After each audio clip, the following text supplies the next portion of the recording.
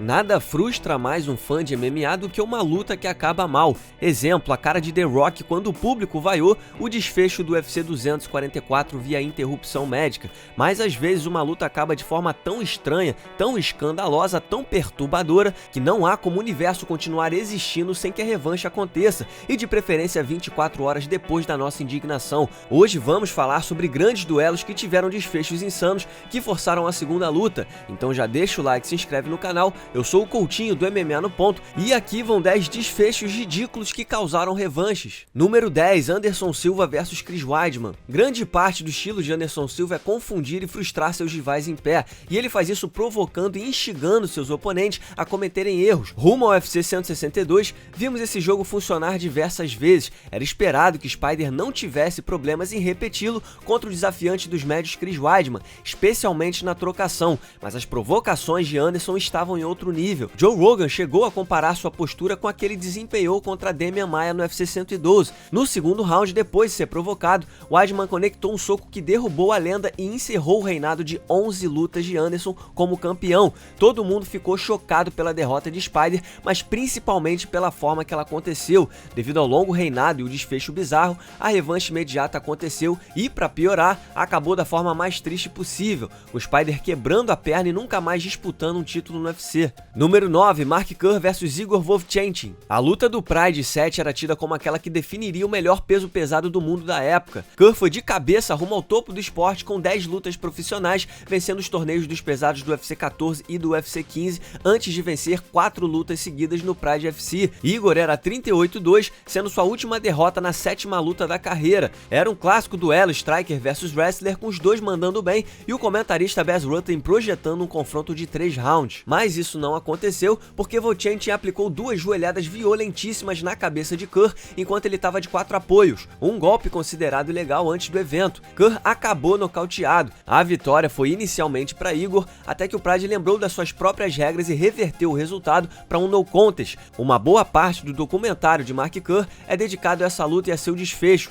Kerr não digeriu bem sua primeira derrota. Ele teve uma segunda chance contra Igor no Pride 12, mas àquela altura ele já tinha perdido no Grand Prix de 2000 do Pride e acabou derrotado via decisão unânime dos juízes, o que deu início a seu declínio no esporte. Número 8, Fedor Emelianenko vs Tsuyoshi Kosaka. Você já se perguntou como Fedor Emelianenko sofreu aquela derrota que manchava seu incrível cartel até 2009? Pois bem, foi uma bizarrice. O último imperador estava na 5ª luta profissional no Rings, no torneio King of Kings de 2000, quando na segunda rodada ele encarou Tsuyoshi Kosaka. Literalmente o primeiro soco desferido por Kosaka encerrou a luta, mas certamente não da forma esperada. Tsuyoshi errou o soco, mas seu cotovelo raspou no olho de Fedor no ataque seguinte, abrindo um corte bizarro no rosto do russo. Fedor já tinha machucado aquela região na primeira luta da noite contra Ricardo Arona, mas um golpe é um golpe, então Kosaka conseguiu botar no currículo uma vitória contra um dos melhores de todos os tempos. Os dois se reencontraram 5 anos depois. Fedor já era o ícone campeão dos pesados do Pride e a luta só foi casada por conta do desfecho ridículo da luta no Rings. Parece ironia do destino, mas a revanche acabou com a vitória de Fedor via interrupção médica.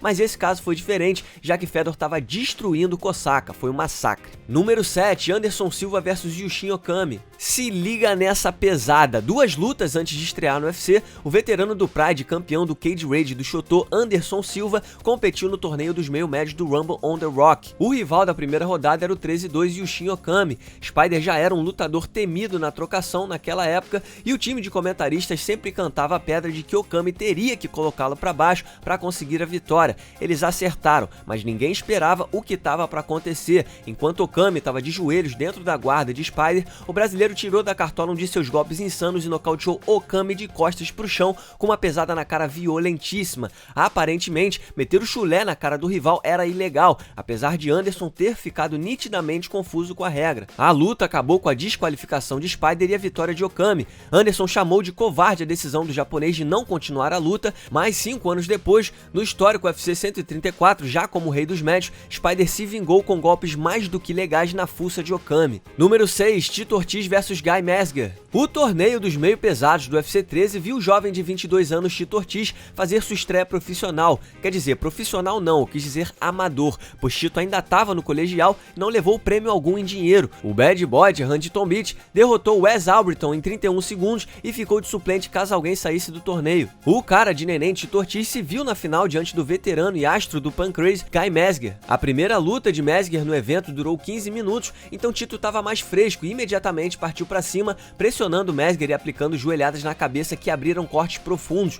Tito continuou a surra e estava com a vitória na mão, até que Big John McCarthy refletiu: ei, peraí, deixa eu dar uma olhada nesses cortes. O duelo foi interrompido, eles avaliaram os cortes e o rumo da luta foi completamente diferente. Ao recomeço do confronto, Tito buscou a derrubada, mas acabou dentro de uma guilhotina. Guy Mezger ganhou uma medalha de ouro de Art Dave. Que show de horrores! Menos de um ano depois, no UFC 19, os dois se reencontraram, mas dessa vez sem surpresas e com a vitória de Tito Ortiz por nocaute técnico. Número 5, Paulão Filho vs Chael Sonnen. Malandro Chael Sonnen. Lá no WEC 31, o americano ganhou a chance de lutar pelo título dos médios contra o super elogiado campeão Paulo Filho. A confusão começou quando Chael arremessou o brasileiro no solo, logo no primeiro round começou a berrar pro árbitro que o brasileiro tinha apagado, sendo que era mentira, Paulão tava vivão. O resto da luta foi o padrão de Chael, um wrestling dominante e um bom volume de golpes por cima, enquanto evitava tentativas de finalização. Isso até o fim do segundo round, quando Paulão meteu uma bela chave de braço e Josh Rosenthal encerrou a luta. Imediatamente, Sonnen começou a protestar dizendo não, como se não tivesse tecnicamente dado os 3 tapinhas. O que acontece é que, segundo as regras, se um lutador geme de dor durante uma tentativa de finalização,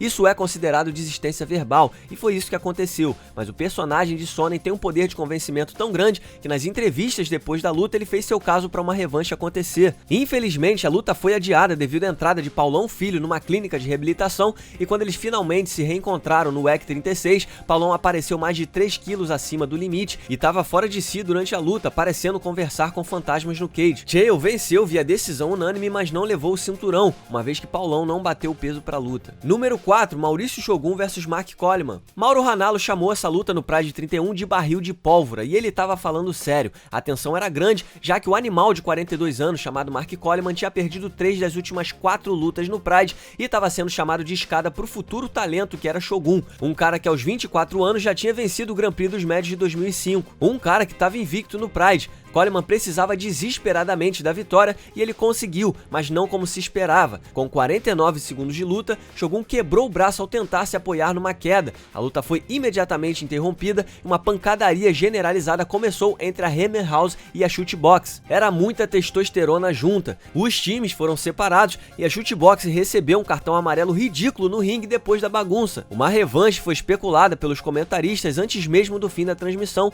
mas não veríamos o reencontro até o UFC 93, 3 anos depois. Shogun se vingou da derrota com nocaute técnico naquela que foi a luta da noite do show. Bons tempos. Número 3, Randy Couture vs Vitor Belfort. A maioria de nós começou a assistir o UFC através de fitas de videocassete, assistindo as lutas sempre bem depois de terem acontecido. E no caso do UFC 46, você podia pedir o reembolso do aluguel daquela fita. E o motivo é que a luta principal entre Vitor Belfort e Randy Couture pelo título dos meio pesados teve um desfecho amargo. Eles já tinham se enfrentado no UFC 15, mas dessa vez o cinturão estava em jogo. E numa rápida trocação, um soco de Belfort pegou raspando e cortou o olho de Couture.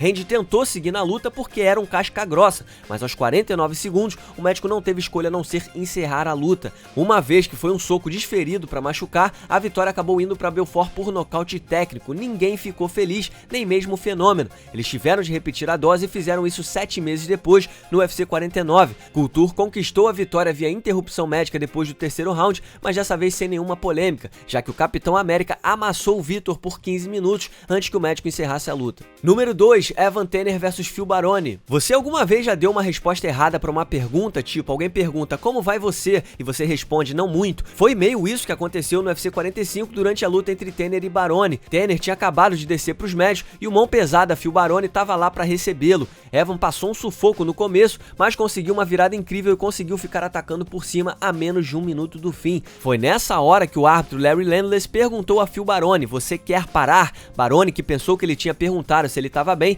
respondeu que sim. A luta foi interrompida pro desgosto de Baroni, que imediatamente socou o árbitro algumas vezes e perdeu a cabeça. É hilário ouvir Dana White gritando para ele se acalmar. O público não curtiu, o desfecho foi bizarro, tinha que ter uma revanche e foi o que aconteceu imediatamente no UFC 48, depois de Baroni cumprir a suspensão por ter agredido o árbitro. A revanche acabou com a vitória de Tanner na decisão, embora muita gente tenha notado Baroni aéreo no começo, isso não foi o suficiente para provocar uma terceira luta. Número 1, Kazushi Sakuraba vs Conan Silveira. Que tal conseguir a revanche depois de uma luta mal acabada na mesma noite da luta mal acabada? No torneio dos pesados do UFC Ultimate Japão, em 1997, o astro do Pro Wrestling japonês Kazushi Sakuraba entrou no torneio para provar a força do Pro Wrestling. O rival da primeira rodada era Marcos Conan Silveira. Depois de um início agitado, Silveira estava descendo a lenha quando Sakuraba foi para a derrubada tentando se livrar do perigo. Aparentemente, Big John Macari confundiu a ação com um nocaute e imediatamente parou a luta.